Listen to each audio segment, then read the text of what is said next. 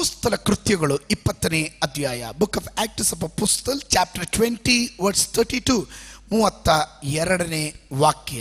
32ನೇ ವಾಕ್ಯ. ನಾನೀಗ ನಿಮ್ಮನ್ನು ಕರ್ತನಿಗೂ ಆತನ ಕೃಪಾ ವಾಕ್ಯಕ್ಕೂ ಒಪ್ಪಿಸಿಕೊಡುತ್ತೇನೆ. ನಾನು ಈಗ ನಿಮ್ಮನ್ನ ಕರ್ತನಿಗೂ ಆತನ ಕೃಪಾ ವಾಕ್ಯಕ್ಕೂ ಒಪ್ಪಿಸಿಕೊಡುತ್ತೇನೆ.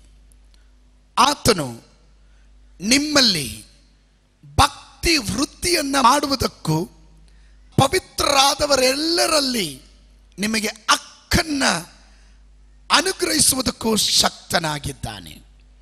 ಎಲ್ರು ಹೇಳ್ರಿ, ಹಕ್ಕನ್ನ. ಹಕ್ಕು ಗಟ್ಟಿಯಾಗಿ ಹೇಳ್ರಿ. ಅದಕ್ಕೆ ಒಂದು ಸ್ವಲ್ಪ ಹುಮ್ಮಸ್ಸಿರಲಿ. ಹಕ್ಕು. ಆಮೇನ್. ಬಾಧ್ಯತೆ, ಹಕ್ಕು ಎನ್ನುವಂತ ಪೀಠಿಕೆಯಲ್ಲಿ ನಿಂತು ನಾನು ಮಾತನಾಡಲಿಕ್ಕೆ ಇಷ್ಟಪಡ್ತೇನೆ. ಕಳೆದ ರಾತ್ರಿ ದೇವರಾತ್ಮನು ಹೇಳಿದನು, ಇದರ ಒಳಗಡೆ ಅನೇಕ ವಿಶ್ವಾಸಿಗಳು ಬರ್ತಾ ಇದ್ದೀರಾ, ಆದರೆ ನಿಮ್ಮ ಹಕ್ಕು ಏನು ಅಂತ ನಿಮಗೆ ಗೊತ್ತಿಲ್ಲ. ನೀವು ಯಾರು ಎನ್ನುವುದನ್ನು ಸರಿಯಾಗಿ ನೀವು ಅರ್ಥ ಮಾಡಿಕೊಳ್ಳಿಲ್ಲ. ಅದರಿಂದಲೇ ದೇವರಾತ್ಮನು ಈ ವಾಕ್ಯವನ್ನು ನಾನು ಕೊಟ್ಟು ಹೇಳಿದನು, ಅವರನ್ನ ಎಚ್ಚರಿಸು. ಹಕ್ಕು. ಅಪೊಸ್ತಲನಾದ ಪೌಲನು ಏಷ್ಯಾ ಮೈನರ್ನಲ್ಲಿ ಸೇವೆ ಮಾಡುತ್ತಾ ಹೆಚ್ಚು ಕಡಿಮೆ 3.5 ವರ್ಷ ಕಾಲ ತಾನು ಒಂದು ಸ್ಥಳದಿಂದ ಮತ್ತೊಂದು ಸ್ಥಳಕ್ಕೆ ಯಾತ್ರೆ ಮಾಡಿ, ಎಫೆಸ ಎನ್ನುವುದು ಏಷ್ಯಾ ಮೈನರ್ನ ರಾಜಧಾನಿಯಾಗಿದೆ. ತಾನು ತಿರುಗಿ ವಾಪಸ್ ಯೆರೂಸಲೇಮಿಗೆ ಹೋಗಬೇಕಾಗಿದೆ. ಹೋಗೋಷ್ಟರಲ್ಲಿ ಒಂದು ಮಿಲಿತೆ ಎನ್ನುವಂಥ ಒಂದು ದ್ವೀಪ ಪ್ರದೇಶ. ಈ ಎಫೆಸಾಗೂ ಮಿಲಿತೆ ಎನ್ನುವಂಥ ಪ್ರದೇಶಕ್ಕೂ ಹೆಚ್ಚು ಕಡಿಮೆ 30 ಮೈಲಿ ಅಂತರ. ಆಗಿನ ಕಾಲದಲ್ಲಿ ಹಡಗಿನಲ್ಲಿ ಯಾತ್ರೆ ಮಾಡಬೇಕಾಗಿತ್ತು. ವಾಕಬಲ್ ಡಿಸ್ಟೆನ್ಸ್, ನಡ್ಕೊಂಡು ಹೋದ್ರೆ ಬೇಗನೆ ತಲುಪಬಹುದು. ಅಲ್ಲಿ ಎಫೆಸದಲ್ಲಿರುವಂತ ಹಿರಿಯರುಗಳನ್ನ ಬರೋದಕ್ಕೆ ಹೇಳಿ ಅಲ್ಲಿ ಸುಮಾರು ಹೊತ್ತು ಹಡಗು ನಿಲ್ಲುತ್ತೆ, ಸುಮಾರು ಹಲವಾರು ದಿವಸಗಳು ನಿಲ್ಲುತ್ತೆ. ಆ ಸಂದರ್ಭದಲ್ಲಿ ಹಿರಿಯರಿಗೆ ಉಪದೇಶ ಮಾಡುವಂತ ಭಾಗ, ಅವರ ಹಕ್ಕನ್ನ ಎಚ್ಚರಿಸುವಂತ ಭಾಗ. ಹಕ್ಕುಳ್ಳ ದೇವ ಮಕ್ಕಳಿಗಾಗಿ ನಾನು ದೇವರಿಗೆ ಸ್ತೋತ್ರ ಮಾಡ್ತೇನೆ. ಪವಿತ್ರರಾಗುವುದಕ್ಕೆ ಆರಿಸಲ್ಪಟ್ಟವರಿಗೆ ಇರುವ ಹಕ್ಕು ಏನನ್ನೋದನ್ನ ನಾನು ತಿಳಿಸ್ಲಿಕ್ಕೆ ಹೋಗುತ್ತೇವೆ. 26ನೇ ಅಧ್ಯಾಯದ 18ನೇ ವಾಕ್ಯ. 26ನೇ ಅಧ್ಯಾಯದ 18ನೇ ವಾಕ್ಯ. ಅಪೊಸ್ತಲ ಕೃತ್ಯಗಳು 26:18. ಅವರು ಕತ್ತಲೆಯಿಂದ ಬೆಳಕಿಗೂ, ಅವರು ಕತ್ತಲೆಯಿಂದ ಬೆಳಕಿಗೂ, ಸೈತಾನನ ಅಧಿಕಾರದಿಂದ ದೇವರ ಕಡೆಗೂ, ಸೈತಾನನ ಅಧಿಕಾರದಿಂದ ದೇವರ ಕಡೆಗೂ ತಿರುಗಿಕೊಂಡು ನನ್ನಲ್ಲಿ ನಂಬಿಕೆ ಇಡುವುದರಿಂದ ಪಾಪ ಪರಿಹಾರವನ್ನು ಪವಿತ್ರರಾದವರಲ್ಲಿ ಹಕ್ಕನ್ನು ಹೊಂದುವಂತೆ. Praise the lord. ಪವಿತ್ರರಾದವರಲ್ಲಿ ಹಕ್ಕನ್ನು ಹೊಂದುವಂತೆ. Praise the lord. ಹಾಗಾದ್ರೆ ಇದರ ಒಳಗಡೆ ಇರುವ ದೇವ ಮಕ್ಕಳು, ಅಂಧಕಾರದಲ್ಲಿ ಬಿದ್ದಿದ್ದಂತ ನಿಮ್ಮನ್ನ, ಯೋಗ್ಯತೆ ಇಲ್ಲದೆ ಇದ್ದಂತ ನಿಮ್ಮನ್ನ, ಯಾವ ಹಕ್ಕು ಇಲ್ಲದೆ ಇದ್ದಂತ ನಿಮ್ಮನ್ನ ಪರಿಶುದ್ಧಾತ್ಮನು ನಿಮ್ಮನ್ನು ಬಿಡಿಸಿ ಹೊರಗಡೆ ತಂದು ಕ್ರಿಸ್ತನ ಸಂಗಡ ನಿಮ್ಮನ್ನು ಸೇರಿಸುವುದರ ಮೂಲಕ ಇವತ್ತು ನೀವು ಅನ್ಯರಲ್ಲ, ನೀವು ಹಕ್ಕುಳ್ಳವರಾಗಿದ್ದೀರಾ. ಹಕ್ಕುಳ್ಳವರು ಮಾತ್ರ ಒಂದು ಸ್ತೋತ್ರ ಹೇಳಿ. Amen, hallelujah. ಸತ್ಯವೇದ ಗ್ರಂಥದಲ್ಲಿ ನಾವು ಕಾಣ್ತೀವಿ, ದುಷ್ಟಕುಮಾರನ ಚರಿತ್ರೆ ನಮ್ಗೆಲ್ರಿಗೂ ಗೊತ್ತಿದೆ. ದುಷ್ಟಕುಮಾರನು ಪಟಿಂಗನಾದನು. ಅವನು ಅಪ್ಪನ ಮನೆಯಲ್ಲಿ ಆಸ್ತಿ ಎಲ್ಲ ತಗೊಂಡ, ಬಾಧ್ಯತೆ ಕೇಳ್ದ, ನಾನು ನಿನ್ನ ಮಗ ಆಗಿದ್ದು ನನಗೆ ಬರ್ಬೇಕಾ, ಪಾಲ್ ಕೊಟ್ಬಿಡು. ಈಸ್ಕೊಂಡ, ಪಟಿಂಗನಾಗಿ ಜೀವಿಸಿ ಎಲ್ಲವನ್ನ ನಾಶ ಮಾಡ್ದ. ಆದರೆ ದೊಡ್ಡ ಮಗ ಅಪ್ಪನ ಜೊತೆನೆ ಮನೆಯಲ್ಲೇ ಇದ್ದು ಎಲ್ಲವನ್ನ ಕಾಪಾಡಿಕೊಂಡು ಎಲ್ಲವನ್ನ ಮೇಂಟೈನ್ ಮಾಡ್ಕೊಂಡು ಬರ್ತಿದ್ದ. ಆದರೆ ಚಿಕ್ಕ ಮಗ ಬಂದಿದೆ, ವಾಪಸ್ ಅವನ ಮನ ತಿರುಗಿ ಬಂದಾಗ ಮನೆಯಲ್ಲಿ ದೊಡ್ಡ ಔತಣ ನಡೆಯುವಾಗ ಅಪ್ಪ ದೊಡ್ಡ ಸಡಗರದಿಂದ ಅದನ್ನು ನಡೆಸ್ಕೊಡ್ತಾ ಇರುವಾಗ ಅಣ್ಣನಿಗೊಂದು ಸಂಶಯ. ಅಣ್ಣನ ಮನಸ್ಸಿನಲ್ಲಿ ಅನೇಕ ಪ್ರಶ್ನೆಗಳು. ಇಷ್ಟು ವರ್ಷ ನನ್ನ ಅಪ್ಪನ ಜೊತೆ ಇದ್ದೀನಿ, ಅಪ್ಪ ನನಗೆ ಇವತ್ತಿನವರೆಗೂ ಒಂದು ಕುರಿ ಕೊಡಲಿಲ್ಲ, ಒಂದು ಹಬ್ಬ ಮಾಡ್ಕೊಳ್ಳೋ ಅಂತ ಒಂದು ಕುರಿ ಕೊಡಲಿಲ್ಲ, ಇದನ್ನೆಲ್ಲ ಮೇಂಟೈನ್ ಮಾಡಿದು ನಾನು, ಎಲ್ಲ ಹಾಳು ಮಾಡಿದವನು ಅವನು. ಹಲ್ಲೆಲೂಯ. ಇವತ್ತು ಅವನಿಗೆ ಇಷ್ಟೊಂದು ಸಡಗರ, ನನಗೇನು ಇಲ್ವಾ? ಲೂಕನ ಬರೆದ ಸುವಾರ್ತೆ 15ನೇ ಅಧ್ಯಾಯ ಅದರ 29ನೇ ವಚನದಿಂದ 31ನೇ ವಚನದವರೆಗೂ ಗಮನಿಸ್ರಿ. ಆದರೆ ಅವನು ತನ್ನ ತಂದೆಗೆ, ನೋಡು, ಇಷ್ಟು ವರ್ಷ ನಿನಗೆ ಸೇವೆ ಮಾಡಿದ್ದೇನೆ ಮತ್ತು ನಾನು ನಿನ್ನ ಒಂದಪ್ಪಣೆಯನ್ನಾದರೂ ಎಂದೂ ಮೀರಲಿಲ್ಲ. ಆದರೂ ನಾನು ನನ್ನ ಸ್ನೇಹಿತರ ಸಂಗಡ ಉಲ್ಲಾಸ ಪಡುವುದಕ್ಕಾಗಿ ನೀನು ಎಂದೂ ನನಗೆ ಒಂದು ಆಡನ್ನಾದರೂ ಕೊಡಲಿಲ್ಲ. ಆದರೆ ಸೂಳೆಯರನ್ನು ಕಟ್ಟಿಕೊಂಡು ನಿನ್ನ ಬದುಕನ್ನು ನುಂಗಿಬಿಟ್ಟ ಈ ನಿನ್ನ ಮಗನು ಬಂದಾಗ ಕೊಪ್ಪಿಸಿದ ಕರುವನ್ನು ಅವನಿಗೆ ಕೊಯ್ಯಿಸಿದಿ ಎಂದು ಉತ್ತರ ಕೊಟ್ಟನು. ಅದಕ್ಕೆ ತಂದೆಯು, ಕಂದ, ನೀನು ಯಾವಾಗಲೂ ನನ್ನ ಸಂಗಡ ಇದ್ದಿ, ನೀನು ಯಾವಾಗಲೂ ನನ್ನ ಸಂಗಡ ಇದ್ದಿ. Praise God. ಆಮೇಲೆ ಮತ್ತು ನನ್ನದೆಲ್ಲ ನಿನ್ನದೇ. ಇವತ್ತು ಯಾರಾದ್ರೂ ದೇವರ ಸಂಗಡ ಇರೋರಿಗೆ ಅರ್ಥ ಆದವರು ಮಾತ್ರ ಹೇಳ್ರಿ. ದೇವರ ವಾಕ್ಯ ಹೇಳುತ್ತದೆ, ನನ್ನದೆಲ್ಲ ನಿನ್ನದಾಗಿದೆ. ನೀನು ಸಣ್ಣದ ಕೇಳ್ತಾ ಇದೀಯ, ಸಣ್ಣದ ಬಗ್ಗೆ ಚಿಂತೆ ಮಾಡ್ತಾ ಇದೀಯ, ಆದ್ರೆ ತಂದೆ ಚಿಂತೆ ಮಾಡೋದು ಆಗಲ್ಲ. ತಂದೆ ಚಿಂತೆ ಮಾಡೋದು ವಿಶಾಲವಾದದ್ದು. ಅವನು ಹೇಳ್ತಾರೆ, ನನಗುಳ್ಳದೆಲ್ಲ ನಿನಗುಳ್ಳದಾಗಿದೆ. ಹಲ್ಲೆಲೂಯ. ಅವನ ಆಶೀರ್ವಾದ ಮಾಡಿದ್ರೆ ತನ್ನ ಐಶ್ವರ್ಯಕ್ಕೆ ತಕ್ಕ ಹಾಗೆ, ತನ್ನ ಘನತೆಗೆ ಮಹಿಮೆಗೆ ತಕ್ಕ ಹಾಗೆ ಯಾವ ಕೊರತೆ ಇಲ್ಲದಂತೆ ನಿನ್ನ ಕೊರತೆಗಳನ್ನು ನೀಗಿಸೋದಕ್ಕೆ ಅವನ ಸಾಮರ್ಥ್ಯ ಉಳ್ಳವನು. ಆಮೇಲೆ ನಾವು ಈ ಬಾಧ್ಯತೆಯನ್ನು ಚೆನ್ನಾಗಿ ಅರ್ಥ ಮಾಡ್ಕೋಬೇಕು, ಹಕ್ಕನ್ನು ಅರ್ಥ ಮಾಡ್ಕೊಬೇಕು. ಇವತ್ತು ನಾವು ದೇವರ ಸನ್ನಿಧಾನದಲ್ಲಿ ಅದು ಕೊಟ್ಟಿಲ್ಲ ಇದು ಕೊಟ್ಟಿಲ್ಲ ಗಿಂಜುತ್ತೀವಿ. ಗಿಂಜೋರಾಗಿರಬಾರ್ದು. ನಮ್ಮ ಅಪ್ಪನಿಗುಳ್ಳದೆಲ್ಲ ನಮಗುಳ್ಳದೆ. ಸ್ತೋತ್ರ. ಹಲ್ಲೆಲೂಯ. ಪಟ್ಟಿಂಗನಾದರೂ ಏನಾದರೂ ಸರಿ, ಆಸ್ತಿ ಕೊಡುವಾಗ ಅಪ್ಪನ ಆಸ್ತಿಯಲ್ಲಿ ಮಗನಿಗೆ ಅವಕಾಶ. ಸ್ತೋತ್ರ. ಹಾಗೆ ಅಪ್ಪನ ಆಸ್ತಿಗೆ ಹಕ್ಕುದಾರರಾಗಿರೋರು ಇದರ ಒಳಗಡೆ ಇದ್ರೆ ಅವರ ಸ್ತೋತ್ರ ಮಾತ್ರ ನಾನು ಕೇಳಲಿ. ನನ್ನ ಪರಲೋಕ ರಾಜ್ಯದ ತಂದೆಗೆ ನಾನು ಹಕ್ಕುಳ್ಳವನಾಗಿದ್ದೇನೆ. ಹಲ್ಲೆಲೂಯ. ಇನ್ನು ಈ ಹಕ್ಕು ಯಾರಿಗೆ ದೊರಕುವಂಥದ್ದಾಗಿದೆ? ಎಲ್ಲರಿಗೂ ದೊರಕೋದಲ್ಲ. ಈ ಹಕ್ಕು ಸೋತವರಿಗೆ ದೊರಕೋದಲ್ಲ. ಪ್ರಕಟಣೆ ಪುಸ್ತಕ 21ನೇ ಅಧ್ಯಾಯದ 7ನೇ ವಾಕ್ಯವನ್ನು ಗಮನಿಸ್ರಿ. Book of revelation chapter 21 verse 7. ಬೇಗ ಓದಮ್ಮ. ಜಯ ಹೊಂದುವವನು ಇವುಗಳಿಗೆ ಬಾಧ್ಯನಾಗುವನು. ಜಯ ಹೊಂದುವವನು ಅಂದ್ರೆ ಅಡ್ಡದಾರಿಯಲ್ಲಿ ಹೋಗಿ ಹೆಂಗಾದ್ರೂ ಜೀವನ ಮಾಡಿ ನನಗೆ ಹಕ್ಕಿದೆ ನನಗೂ ಕೊಟ್ಟುಬಿಡು ಅಂದ್ರೆ ದೇವರು ಕೊಡೋದಿಲ್ಲ. ಯಾರಿಗೆ ದೇವರು ಕೊಡೋದು? ಸೋತ ವಿಶ್ವಾಸಿಗಲ್ಲ, ಸೋತ ಆತ್ಮಿಕನಿಗಲ್ಲ, ಜಯಿಸುವವನಿಗೋಸ್ಕರ. ಹಲ್ಲೆಲೂಯ. ಪಟ್ಟಿಂಗನಾಗಿ ಜೀವನ ಮಾಡಿದಾಗ ಅಲ್ಲ ಹಕ್ಕು ಬಂದಿದ್ದು. ಅವನ ಮನ ತಿರುಗಿ ದೇವರ ಸನ್ನಿಧಾನಿಗೆ ಅಪ್ಪನ ಮನೆಗೆ ಬಂದಾಗ ಅವನಿಗೆ ಹಕ್ಕನ್ನು ಕೊಡೋದಿಕ್ಕೆ ತಂದೆ ತೀರ್ಮಾನಿಸಿದನು. ಹಾಗಾದ್ರೆ ಇದರ ಒಳಗಡೆ ಇರುವ ನೀನು ಸೋತ ವಿಶ್ವಾಸಿ ಆದ್ರೆ, ಆತ್ಮಿಕದಲ್ಲಿ ಬಿದ್ದೋಗಿರೋ ವಿಶ್ವಾಸಿ ಆದ್ರೆ, ಹಿಂಜರಿದೋದ ವಿಶ್ವಾಸಿ ಆದ್ರೆ ಅಲ್ಲ. ನೀನು ಅಪ್ಪನ ಸಂಗಡ ಬೆರೆತು ಅಪ್ಪನ ಮನೆಯಲ್ಲಿ ವಾಪಸ್ ಬರೋದಾದ್ರೆ ನಿನಗೊಂದು ಹಕ್ಕಿರುವಂಥದ್ದಾಗಿದೆ. ಹಕ್ಕುಳ್ಳ ದೈವ ಮಕ್ಕಳಿಗಾಗಿ ನಾನು ದೇವರಿಗೆ ಸ್ತೋತ್ರ ಮಾಡ್ತೇನೆ. ನಿನಗೊಂದು ಹಕ್ಕಿದೆ. ಹಲ್ಲೆಲೂಯ. ಯಾರಿಗೆ ಅದು ಕೊಡೋದು? ಜಯಿಸಿದವನಿಗೆ ಬಾಧ್ಯನಾಗೋ ಹಾಗೆ. ಓದಮ್ಮ. ನಾನು ಅವನಿಗೆ ದೇವರಾಗಿರುವೆನು, ಅವನು ನನಗೆ ಮಗನಾಗಿರುವನು. ಮಗನೆಂಬ ಹಕ್ಕು ಇವತ್ತು ದೇವರು ಕೆಲವರ ಒಳಗಡೆ ತುಂಬಲಿ. ಅದು ನಾನು ಸಾಧಾರಣ ವ್ಯಕ್ತಿ ಅಲ್ಲ, ಅಖಿಲಾಂಡಗಳನ್ನು ನಿರ್ಮಿಸಿದಂಥ ಸೃಷ್ಟಿಕರ್ತನ ಮಗಳು. ಸ್ತೋತ್ರ.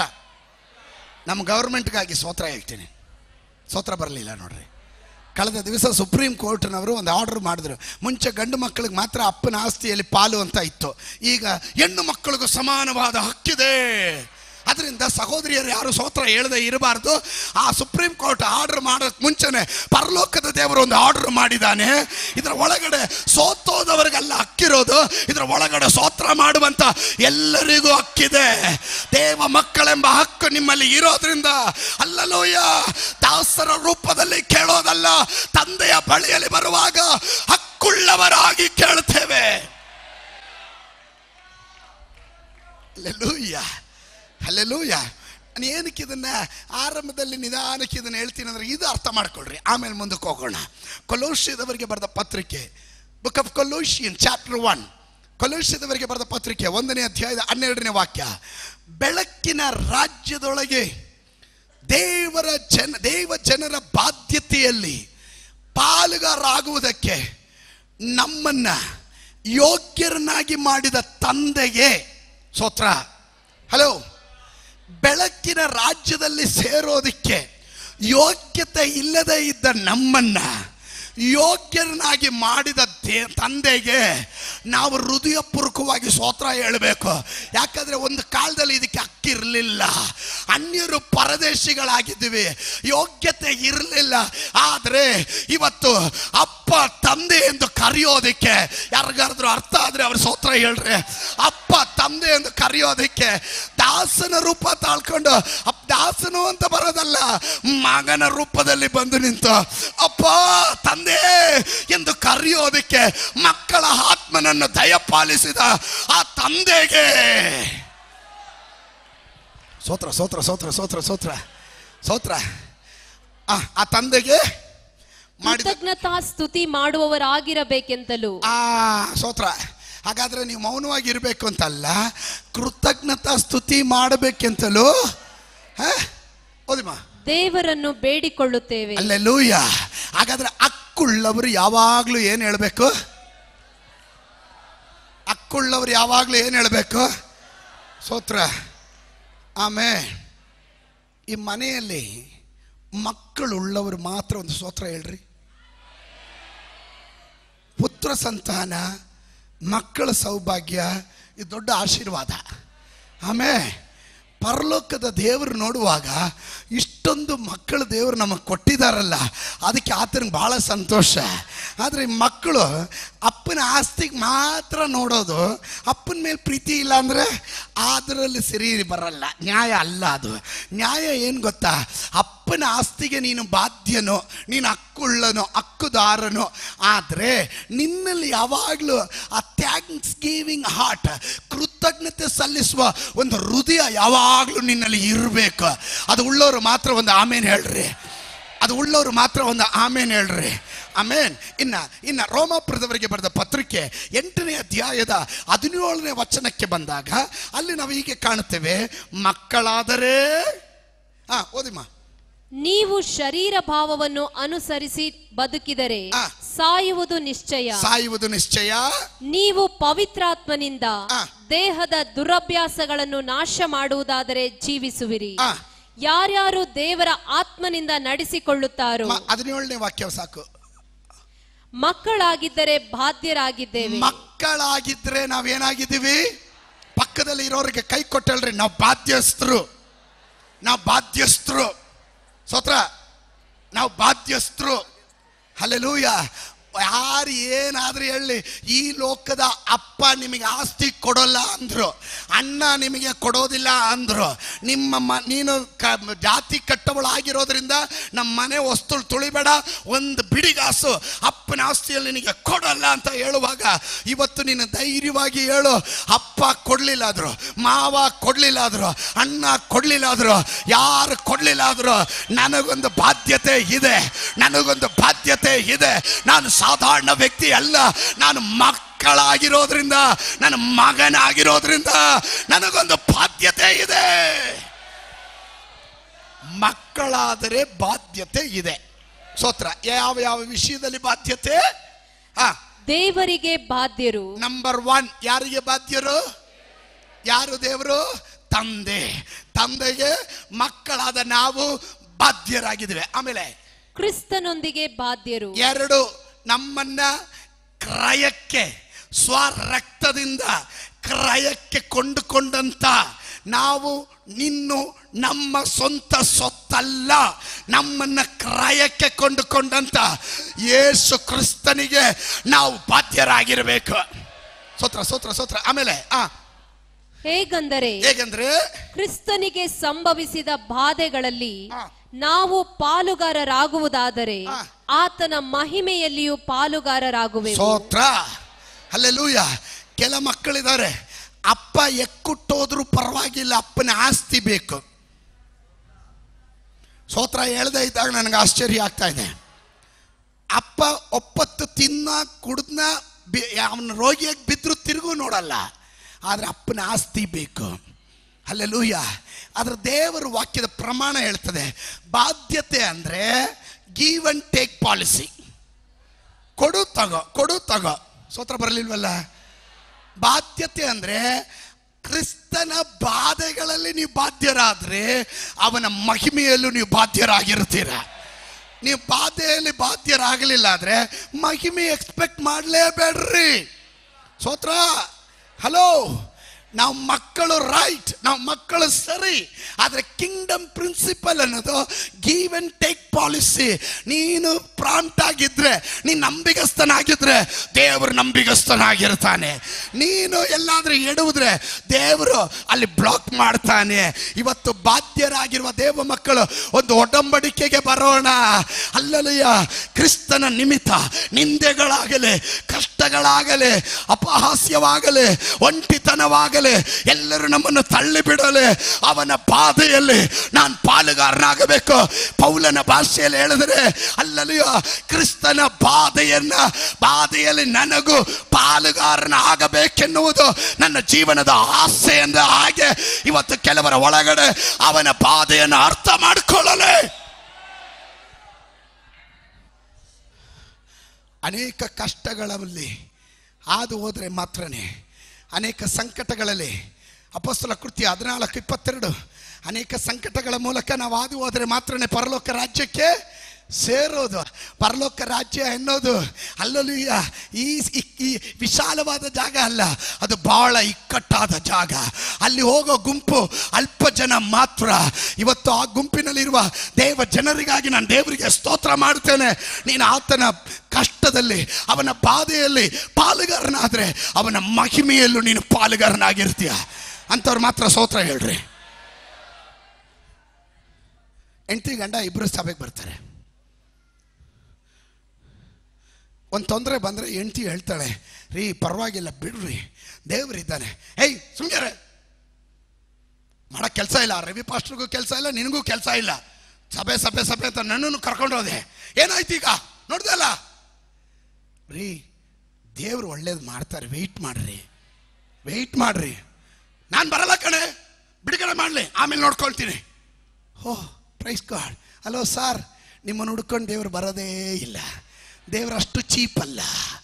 ನಿನಗೆ ಅರ್ಥ ಆಗಬೇಕು, ಕ್ರೈಸ್ತ ಜೀವಿತ ಅದು ಸುಖದ ಸುಪ್ಪತ್ತಿಗೆ ಅಲ್ಲ. ಮೊದಲು ಅದು ಅಲ್ಲಲ್ಲಿ ಬಾಧೆಗಳಲ್ಲಿ ಹಾದು ಹೋಗಬೇಕು. ಮೊದಲು ಬಾಧೆ, ಮೊದಲು ಕ್ರೂಜೆಯ ಅನುಭವ, ಮೊದಲು ಕಷ್ಟದ ಅನುಭವ, ಮೊದಲು ಮರುಭೂಮಿ ಯಾತ್ರೆ, ಆಮೇಲೆ ಕನಾನ್ ದೇಶ. ಸ್ತೋತ್ರ. ನೀನು ಬಾಧೆಯಲ್ಲಿ ಸಕ್ಸಸ್ ಆದ್ರೆ, ಅಲ್ಲಿ ನೀನು ಓಕೆ ಆದ್ರೆ ದೇವರು ಹೇಳ್ತಾನೆ, ಕಮಪ್ ಏರಿ ಬಾ, ನನ್ನ ಮಹಿಮೆಯಲ್ಲಿ ಏರಿ ಬಾ. Praise God. ಥಿಂಕ್ ಬ್ರಾಡ್ ಮೈಂಡಲ್ಲಿ ಥಿಂಕ್ ಮಾಡ್ರಿ, ವಿಶಾಲ ಮನಸ್ಸಿನಿಂದ ಥಿಂಕ್ ಮಾಡ್ರಿ. ನಾವು ದೇವರನ್ನ ನಿಜವಾಗಿ ಪ್ರೀತಿ ಮಾಡೋದು ಆರ್ಥಿಕವಾದಂಥ ಆಶೀರ್ವಾದಕ್ಕ, ಲೌಕಿಕವಾದ ಸುಖಕ್ಕೋಸ್ಕರನ? ಇವತ್ತೊಂದು ನಿಮಿಷ ಚಿಂತೆ ಮಾಡ್ರಿ. ಕಳೆದ ವಾರ ನಾನು ಹೇಳಿದೆ, my God is a faithful God. ನನ್ನ ದೇವರು ನಂಬಿಗಸ್ತನಾದ ದೇವರು. ಈ ವಾರ ಪುನಃ ನಾನು ಹೇಳ್ತಾ ಇದ್ದೇನೆ, ನಾವು ದೇವರ ಮುಂದೆ ನಂಬಿಗಸ್ತರಾಗಿದ್ದೀವಾ? ಅವನ ಕಷ್ಟ ಬಂದಾಗ ಅವನನ್ನು ತೊರೀತೀವಾ? ಇಕ್ಕಟ್ಟು ಬಂದಾಗ ಅವನನ್ನು ನಿಂದಿಸ್ತೀವಾ? ದೇವರು ಎಲ್ಲಿ ಅಂತ ಅನೇಕರು ಕೇಳುವಾಗ ಅವ್ರ ಸಂಗಡ ಸೇರಿ 10 ಜನ ಜೈ ಹೇಳುವಾಗ ಒಬ್ಬ ಕುಯ್ಯಿ ಹೇಳ್ತಾನೆ ಅಂದಾಗ, ಆ ಕುಯ್ಯಿ ಹೇಳೋವನ ಗುಂಪಿನಲ್ಲಿ ನೀನು ಕುಯ್ಯಿ ಹೇಳ್ತಿದೀಯಾ? ಮಹಿಮೆಯಲ್ಲಿ ಪಾಲುಗಾರನಾಗಬೇಕಾದ್ರೆ ಅವನ ಪಾದೆಯಲ್ಲೂ ಪಾಲುಗಾರನಾಗಬೇಕು. ಆಮೇಲೆ ಅನೇಕ ಕಾರ್ಯಗಳು ಬೈಬಲ್ನಲ್ಲಿ ಹಕ್ಕಿನ ಕುರಿತು, ದೈವ ಮಕ್ಕಳ ಹಕ್ಕಿನ ಕುರಿತು ಅನೇಕ ಭಾಗ ಇದೆ. ಒಂದು ಭಾಗ ಮುಟ್ಟಿ ನಾನು ಕನ್ಕ್ಲೂಡ್ ಮಾಡ್ತೀನಿ.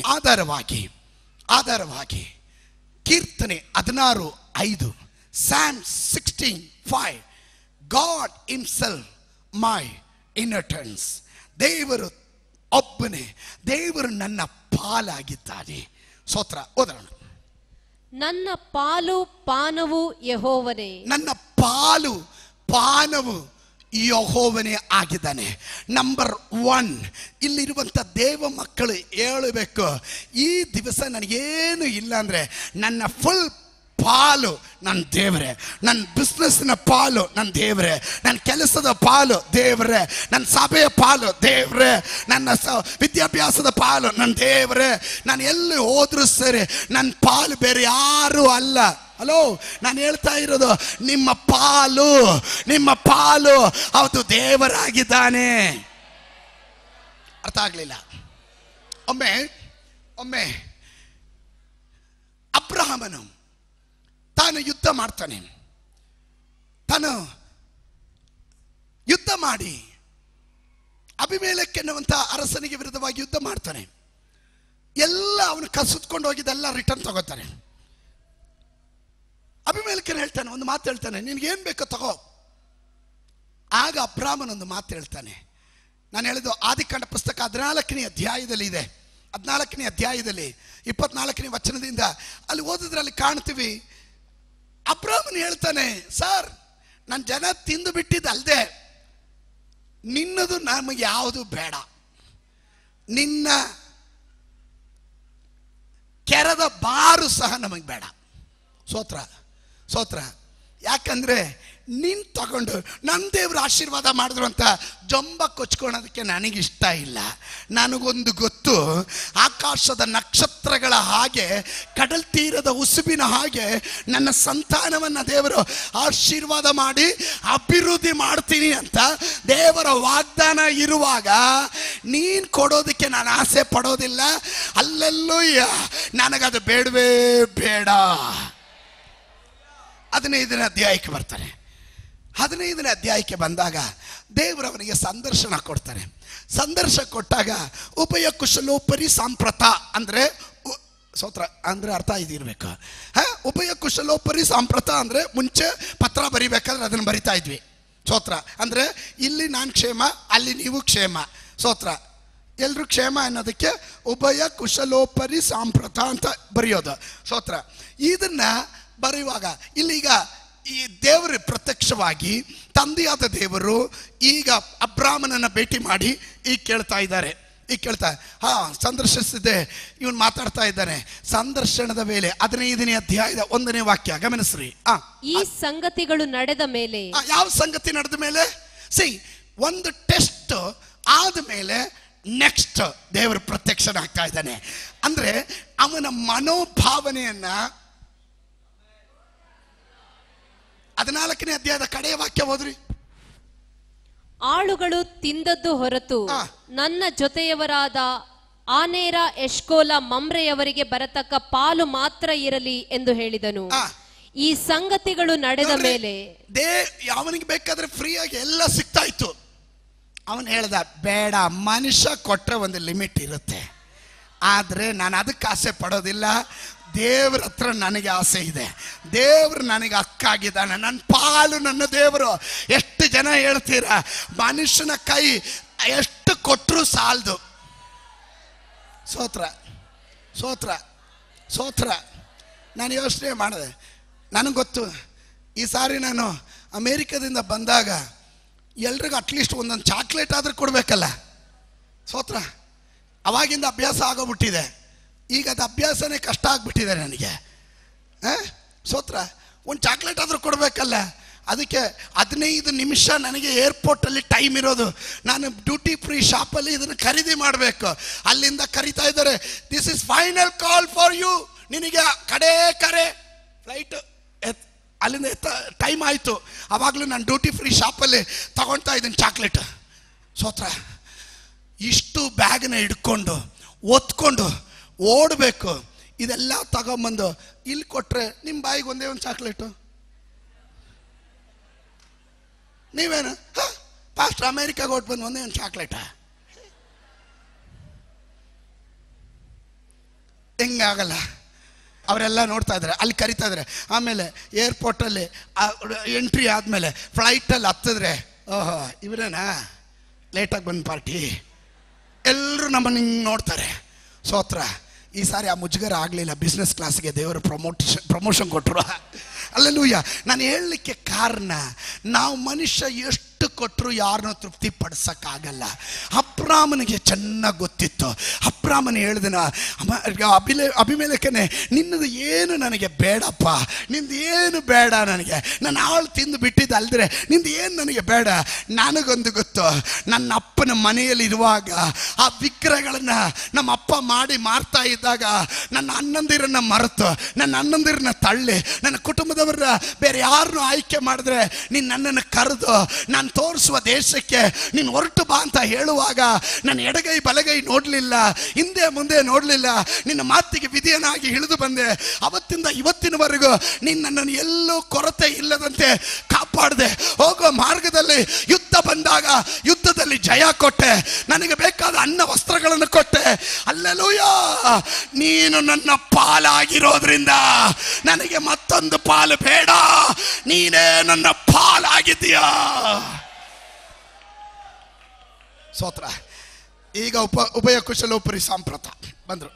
ದೇವರು ಕೇಳ್ತಾ ಇದ್ದಾನೆ 15ನೇ ಅಧ್ಯಾಯದ 1ನೇ ವಾಕ್ಯ. ಈ ಸಂಗತಿಗಳು ನಡೆದ ಮೇಲೆ ಅಬ್ರಾಮನಿಗೆ ದರ್ಶನದಲ್ಲಿ ಯೆಹೋವನ ವಾಕ್ಯ ಉಂಟಾಯಿತು. ಏನೆಂದರೆ, ಅಬ್ರಾಮನೇ ಭಯಪಡಬೇಡ, ನಾನು ನಿನಗೆ ಗುರಾಣಿಯಾಗಿದ್ದೇನೆ. ನಾನು ನಿನಗೆ ಏನಾಗಿದ್ದೀನಿ? ಹೇ ಹಲ್ಲೆಲೂಯ. ನಾನು ನಿನಗೆ ಗುರಾಣಿಯಾಗಿದ್ದೇನೆ. ಆಮೇಲೆ ನಿನಗೋಸ್ಕರ ಅತ್ಯಧಿಕ ಬಹುಮಾನವು ಇಟ್ಟದೆ ಎಂಬುದೇ. ಎಷ್ಟು ಜನರಿಗೆ ಅರ್ಥ ಆಯ್ತೋ ಗೊತ್ತಿಲ್ಲ. If you think something you lost, ನೀವು ಏನೋ ಕಳ್ಕೊಂಡ್ರಿ, ಬುದ್ಧಿಯಲ್ಲಿ ಯೋಚನೆ ಮಾಡಿದ್ರೆ ಸಿಕ್ಕಿದ್ ಕೈಗೆ ಬಂದಿದ್ದು ಬಿಟ್ಬಿಟ್ಟಲ್ಲೋ, ದಡ್ಡ ದಡ್ಡ ದಡ್ಡ, ಅವನೇ ಕೊಡ್ತಾ ಇರುವಾಗ ಬೇಡ ಅಂದ್ಬಿಟ್ಟಲ್ಲೋ. ಸೋತ್ರ ಸೋತ್ರ ಸೋತ್ರ.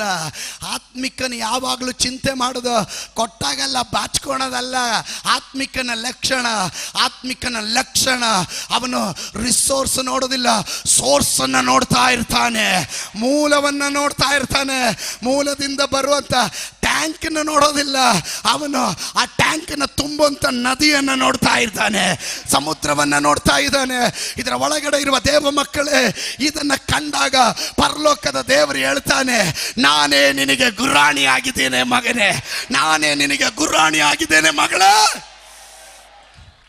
ನಿನಗೋಸ್ಕರ ಸಾಧಾರಣವಾದದ್ದು ನಾನು ಇಡಲ್ಲ. ಎಷ್ಟು ಜನ ನಂಬ್ತೀರಾ? ಎಷ್ಟು ಜನ ನಂಬ್ತೀರಾ? ನಾನು something, if I sacrifice something, ನಾನು ಏನಾದರೂ ತ್ಯಾಗ ಮಾಡಿದ್ರೆ ನನಗೆ ದೇವರು ಸಾಧಾರಣವಾದದಲ್ಲ ಕೊಡೋದು, ಉನ್ನತವಾದದ್ದೇ. ಹೊಟ್ಟೆ ಉರಿ ಇರೋರು, ಹೊಟ್ಟೆ ಕಿಚ್ಚಿರೋರು ಸ್ತೋತ್ರ ಹೇಳ್ಬೇಡ್ರಿ. ಇವತ್ತು ದೇವರ ನಾಮಕ್ಕಾಗಿ ಯಾರಾದರೂ ಏನಾದರೂ ತ್ಯಾಗ ಮಾಡಿದರೆ, ಮನೇನ ತ್ಯಾಗ ಮಾಡಿದರೆ, ಮಕ್ಕಳನ್ನ ತ್ಯಾಗ ಮಾಡಿದರೆ, ಗಂಡನ ತ್ಯಾಗ ಮಾಡಿದರೆ, ಕೆಲಸ ತ್ಯಾಗ ಮಾಡಿದರೆ, ನಿನಗೆ ಲಾಭಿಸಬೇಕಾದ ಹಣ ತ್ಯಾಗ ಮಾಡಿದರೆ, ಆಸ್ತಿ ತ್ಯಾಗ ಮಾಡಿದರೆ, ನನ್ನ ದೇವರ ವಾಕ್ಯ ಹೇಳುತ್ತದೆ, ನಾನು ನಿನಗಾಗಿ ಪರಲೋಕದ ದೇವರು ಅತ್ಯಧಿಕವಾದ ಮಾನ. ಕಣ್ಣುಗಳನ್ನು ಮುಚ್ಚೋಣ, ಪ್ರಾರ್ಥನೆ ಮಾಡಲಿಕ್ಕೆ ಹೋಗ್ತೇನೆ. ನಾನು ಪೀಠಿಗೆ ಮಾತ್ರ ಹಾಕಿದ್ದೀನಿ. ಹಲ್ಲೆಲೂಯಾ. ಪ್ರಾರ್ಥನೆ ಮಾಡೋಣ. ಎಲ್ಲ ಕಣ್ಣುಗಳು ಮುಚ್ಚಲಿ, ಎಲ್ಲ ಬಾಯಿ ತೆರೆದು ಸ್ತೋತ್ರ ಹೇಳ್ರಿ. ಎಲ್ಲರೂ ಬಾಯಿ ತೆರೆದು ಸ್ತೋತ್ರ ಹೇಳ್ರಿ. ಹೊರಬ ಶಂಬಲ ಜನ ಸೋತವನಿಗಲ್ಲ, ಜಯ ಹೊಂದುವವನು ಇವುಗಳಿಗೆ ಬಾಧ್ಯನಾಗುವನು. ಯಾವುಗಳಿಗೆ ಬಾಧ್ಯನಾಗನು? ಅವನಿಗೆ ಅಲ್ಲಿ ಕಣ್ಣು ನೀರಿಲ್ಲ, ಅವನಿಗೆ ಮೊರೆ ಇಲ್ಲ, ಅವನಿಗೆ ಅಲ್ಲಿ ದುಃಖ ಇಲ್ಲ, ಅವನಿಗೆ ಅಲ್ಲಿ ಮರಣ ಇಲ್ಲ, ಅವನಿಗೆ ಅಲ್ಲಿ ನಿಂದೆ ಇಲ್ಲ, ಅವನಿಗೆ ಅಲ್ಲಿ ಪರಿಹಾಸ್ಯ ಇಲ್ಲ. ಜಯ ಹೊಂದುವವನು ಇವುಗಳಿಗೆ ಬಾಧ್ಯನಾಗುವನು. ನಾನು ಅವನಿಗೆ ದೇವರಾಗಿರುವೆನು, ಅವನು ನನಗೆ ಮಗನಾಗಿರುವನು. ಇವತ್ತು ದೇವರು ಹೇಳ್ತಾ ಇದ್ದಾನೆ, ನಿನ್ನನ್ನು ಅನೇಕರು ತಳ್ಳಿ ಬಿಡುವಾಗ, ಮಗನೇ ಎಂದು ಕರೆಯೋದಕ್ಕೆ ಯಾರು ಇಲ್ಲದೆ ಇರುವಾಗ, ಮಗಳೇ ಎಂದು ಕರೆಯೋದಕ್ಕೆ ಯಾರು ಇಲ್ಲದೆ ಇರುವಾಗ, ದೇವರು ಹೇಳ್ತಾ ಇದ್ದಾನೆ, ನೀನು ಹಗ್ಗ ಹಕ್ಕುದಾರನು, ನೀನು ಬಾಧ್ಯಸ್ಥನು. ದೇವರ ವಾಕ್ಯ ಹೇಳ್ತದೆ, ನೀನು ಸೋತವನಾಗಿರಬಾರ್ದು, ನೀನು ಜಯಿಸುವವನಾಗಿರಬೇಕು. ಜಯಿಸುವವನಿಗೆ ದೇವರು ಹಕ್ಕನ್ನು ಕೊಡುತ್ತಾನೆ, ಜಯಿಸುವವನಿಗೆ ಬಾಧ್ಯತೆಯನ್ನು ದೇವರು ಕೊಡ್ತಾ ಇದ್ದಾನೆ. ಇವತ್ತು ಆ ಬಾಧ್ಯತೆ ನಿನ್ನ ಮೇಲೆ ಇಳಿದು ಬರ್ತಾ ಇದೆ, ಆ ಹಕ್ಕು ನಿನ್ನ ಮೇಲೆ ಬರ್ತಾ ಇದೆ. ನೀನು ಸಾಧಾರಣ ವ್ಯಕ್ತಿ ಅಲ್ಲ, ಸಾಧಾರಣದಕ್ಕೆ ಹಿಂದೆ ಹೋಗಬೇಡ. ಉನ್ನತವಾದುದು, ಶ್ರೇಷ್ಠವಾದುದು, ಅತ್ಯಧಿಕ ಮಾನ, ಅತ್ಯಧಿಕ ಮಾನ ನಾನು ನಿನಗಾಗಿ ಇಟ್ಟಿದ್ದೇನೆ. ಹಲ್ಲೆಲೂಯ. ಸಾಧಾರಣವಾದದಕ್ಕೆ ಓಡಬೇಡ, ಉನ್ನತವಾದದಕ್ಕೆ ಗುರಿ ಇಡು.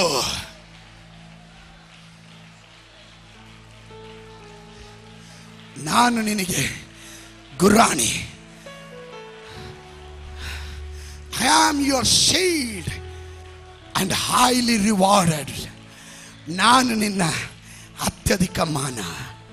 ಪರಲೋಕವನ್ನು ಭೂಲೋಕವನ್ನು ಉಂಟು ಮಾಡಿದ ನಮ್ಮ ಸರ್ವಶಕ್ತನಾದ ದೇವ, ನಿನ್ನ ಜನರ ಪಾಲು ಪಾನಪಾತ್ರೆ ನೀನಾಗಿದ್ದೀಯ. ಪಾಲು ಪಾನಪಾತ್ರೆ, ಪಾಲು ಆಶೀರ್ವಾದ ತೋರಿಸುತ್ತೆ, ಪಾನಪಾತ್ರೆ ಬಾಧೆಯನ್ನು ತೋರಿಸುತ್ತೆ. ಇದು ಎರಡು ನೀನು ನನ್ನ ಸಂಗಡ ಇರೋದಕ್ಕಾಗಿ ಸ್ತೋತ್ರ. ನನ್ನ ಕಷ್ಟದಲ್ಲೂ, ನನ್ನ ಸುಖದಲ್ಲೂ, ನನ್ನ ಇಕ್ಕಟ್ಟಿನಲ್ಲೂ, ನನ್ನ ಪ್ರಯಾಸದಲ್ಲೂ, ನನ್ನ ಜಯದಲ್ಲೂ ನೀನೇ ನನ್ನ ಪಾಲು. ಅಲ್ಲೆಲ್ಲೂ ನಾವು ಹಕ್ಕುದಾರರಾಗಿದ್ದೇವೆ. ಆ ಜವಾಬ್ದಾರಿ ನಮ್ಮ ಮೇಲೆ ಕೊಟ್ಟಿದ್ದಕ್ಕಾಗಿ ಸ್ತೋತ್ರ. ಯೋಗ್ಯರಾಗಿರಲಿಲ್ಲ, ತಂದೆಯ ನಾಮದಲ್ಲಿ, ಕುಮಾರನ ನಾಮದಲ್ಲಿ ನಮ್ಮನ್ನು ನೀನು ಯೋಗ್ಯರನ್ನಾಗಿ ಮಾಡಿದ್ದಕ್ಕಾಗಿ ವಂದನೆ ಹೇಳ್ತೇವೆ. ಜನರನ್ನು ಆಶೀರ್ವದಿಸು, ಸಮಾಧಾನವಾಗಿ ಕಳಿಸ್ಕೊಡು. ಯೇಸುವಿನ ನಾಮದಲ್ಲಿ ಬೇಡ್ತೇನೆ. ಜನ ಗಟ್ಟಿಯಾಗಿ ಹೇಳ್ರಿ, ಮತ್ತೊಮ್ಮೆ ಹೇಳ್ರಿ.